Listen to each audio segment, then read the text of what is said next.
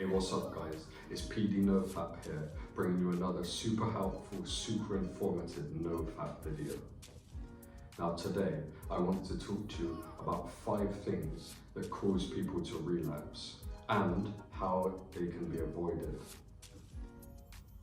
If I'm honest, we could probably do 10, 15, 20, maybe even 100 things on this topic.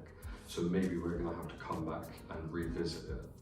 Let me know in the comments if I've missed anything or if there's anything you want to talk about that causes you to relapse. Number 1, boredom. Have you ever heard older people say the devil will make work for idle hands to do? It's so true. It's so true, like a lot of these old wives' sayings. If you've got nothing to do, you're going to be browsing through your phone.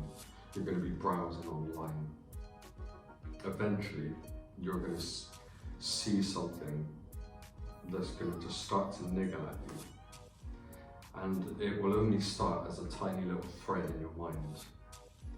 But soon that thread will keep being tugged on by your subconscious, and the whole fucking thing comes unraveled. The whole NoFap ball of wool comes unraveled. And then you're fucked. Then you're back to square one. I've seen it so many times with so many NoFap bros online.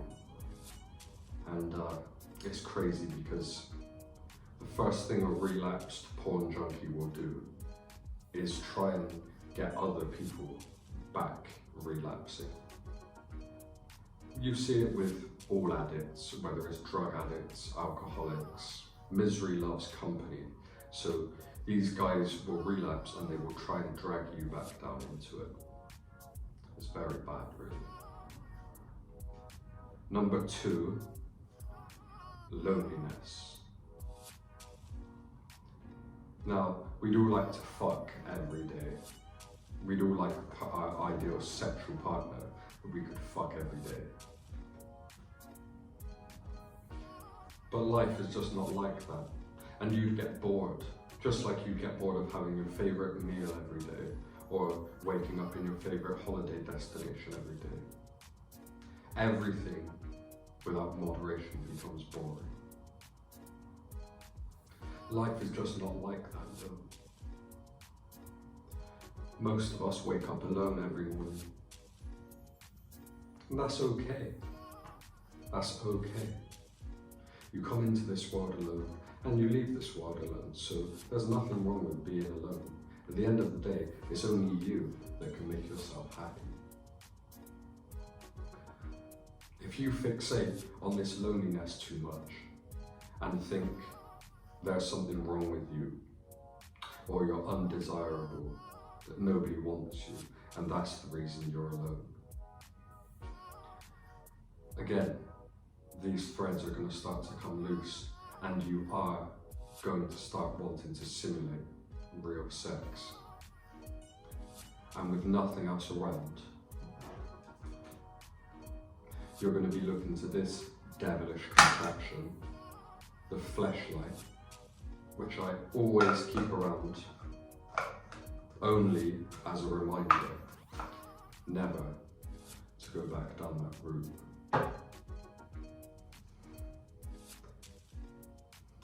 Tempts me so fucking much.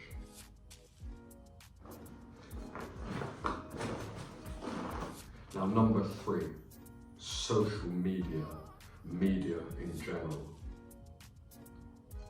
My last relapse was down to WAP. You know, the music video, Cardi B and Megan, that really went to work on my brain, hit all my trigger points. So what do? I avoid watching music videos now. I deleted most of my social media, but even on here people message me and they trigger me. I just have to kind of ignore it and tune out. The key to all of this is consistent willpower. Small, consistent appliances of willpower will get you through this. And remember, like an alcoholic or like a heroin addict or anything like that, it's one day at a time. Fuck, it's even worse for us. It's probably 1 minute at a time. But it can be avoided and it can be remedied. Remember, social media is not mandatory. Just because a load of other people would be jumping off a cliff and telling you it's normal, are you going to jump off a cliff too? Actually, don't answer that. Number 4, this is a tricky one. Real life triggers. Now, there's no escape for this, and I suffer with this every single day. Every single day in the morning, I go to the supermarket nice and early, and there are the same boys there who are very, very fucking fit, who undress me with their eyes, who I just try not to stare at. There are some beautiful girls there with big fucking asses. Oh, so I just want to grab and fucking bury my face in, but I don't. I go in, I get my milk, get my fruit, get whatever I fucking need for the day, and I'm out of there.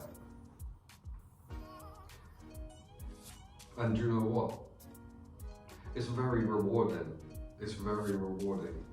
I'm not going to kid myself and act like there's not a big hole in my life that masturbation and porn was filling. But there is a certain sense of gratification in denial. You can kind of see what the monks were onto back in the day, although too much denial will eventually fuck you up. Now, number 5 is a kind of combination. It's the morning horn and dreams. These are super, super powerful because this is the subconscious, and your sexuality and your subconscious are like fucking twins. It's very, very difficult. You might not even remember a sex dream you had until maybe 11 a.m, midday, maybe not even that until that night. But dreams really, really do emanate from the very core of you.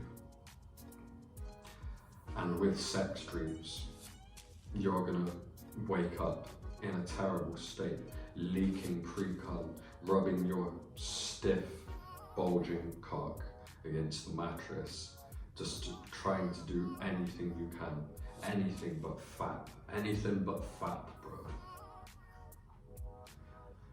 I put a lot of thought into how this can be avoided. The only thing you can do with this is immediately distract yourself. It's very, very difficult because it's not all the time you can immediately have a cold shower, immediately go for a run. These are the kind of brick walls where in the NoFap movement we need to be more realistic. These are things that need to be explored because at the moment there's no getting around things like that. All we can do, boys, is take it day by day, stay strong, stay active, stay engaged with your NoFap bros, and just don't fucking go back, because it's a slippery slope and it's so easy to fall into. But stay strong, bros, stay strong, and we'll do this together. I hope you like my video. Let me know if it helped, and again, let me know in the comments if there's any other things that cause you to relapse that I may have missed, and how you cope with being triggered, because I want to hear. See you again, boys, and remember, Stay strong, no fapping.